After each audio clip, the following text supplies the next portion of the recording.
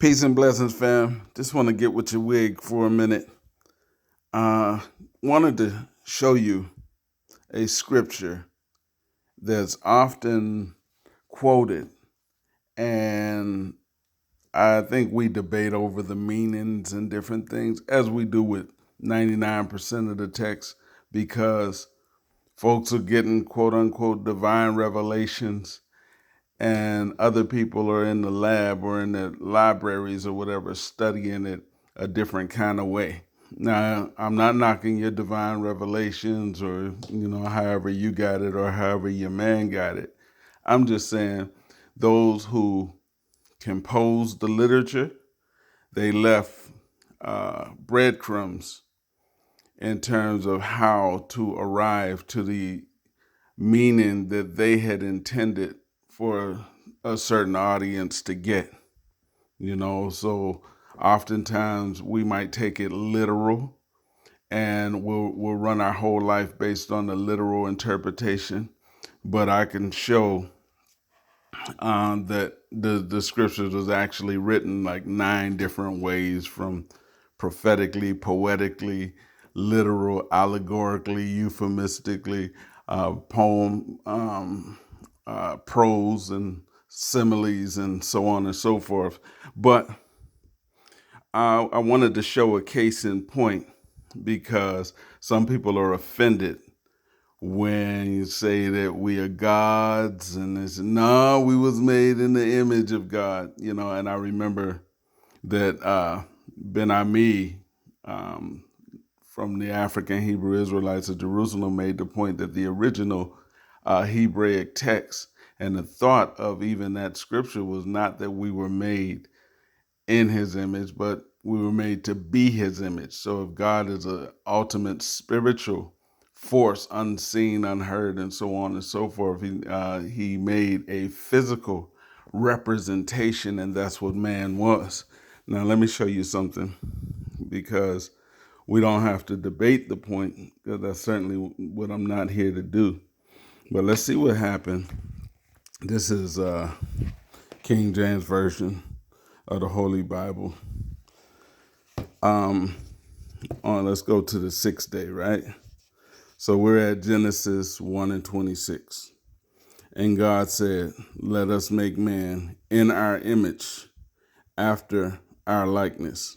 Right? We'll stop right there. Of course, you could read the whole text for yourself, but let's go with, let us make man in our image and after our likeness. Okay, so that's what the Bible is saying, and that's what it's saying in English, and that's what we're running with. So now the debate becomes whether he means, just something similar, or he's going to behave like us, or whatever you're taking image to mean. But let's show you how you get to a different understanding according to those who formulated the text in the first place. Now, I have right here the Strong's Exhaustive Concordance of the Holy Bible, right? And so this is how you decode. I'm going to show you real quick. Now I got to get going.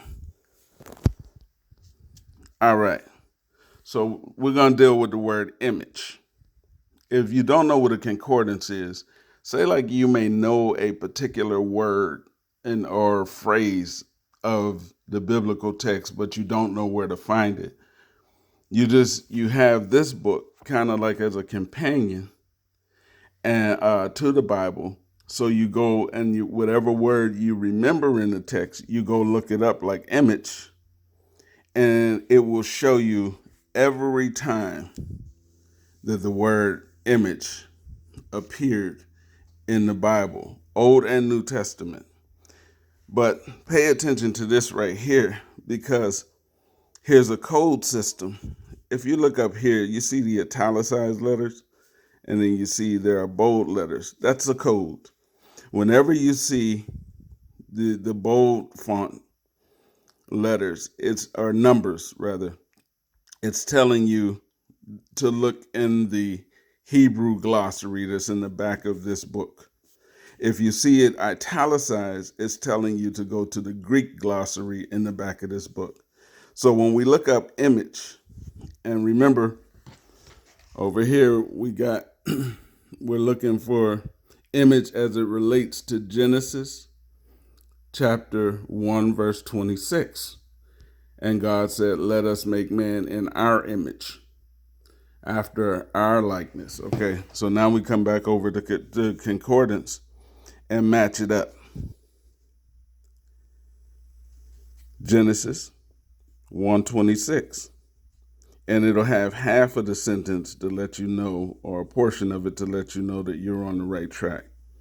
So God said, let us make man, and the I is for image. Now you'll see the bold number that's not italicized. That's 6754. This number is important.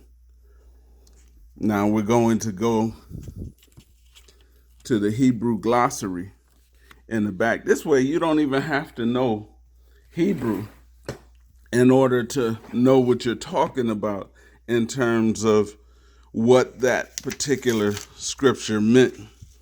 Now, what it meant, what it was intended to mean, and what you make it mean to you are two different things. But if you decide to make it mean something else to you, then the debate is over, because I can't tell you how to make something else feel to you or mean to you. That's your freedom to do so. But I'm just going to tell you, those who decoded it or framed it in a particular way with its original intended meaning, this is what they had to say about it. So remember, we went to that number 67.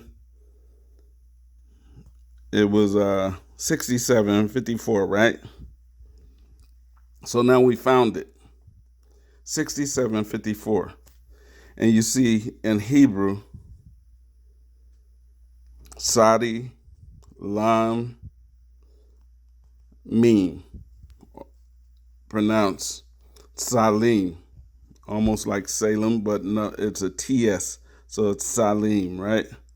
So a slightly different meaning. And it says, from an unused root meaning to shade, a phantom, and figuratively, FIG stands for figuratively. So now we're saying that it's not literal anymore. But when you see what appears to be a literal sentence, it's telling you, well, figuratively, this is what we were trying to convey. Figuratively, that image was an illusion, a resemblance, hence a representative figure, especially in idol, image, vain, shoe, which is show. But look at this right here. Hence, a representative figure. So that is in perfect alignment with what Ben Ami had said in terms of the original Hebrew was not saying, let us make man in our image. It was saying, let us make man to be our image. So when we go to Psalms 82:6 and it says, ye are gods, it's really saying that on this planet, in this realm of existence, you are the physical representation you are a microcosm of the macrocosm. So that's just my point, and that's just wanting to show you, and you can do that to every word, every sentence in the scriptures, and not have to rely on somebody else's interpretation as much as getting it to yourself. Remember, the scripture says wisdom is the principal thing, so get wisdom.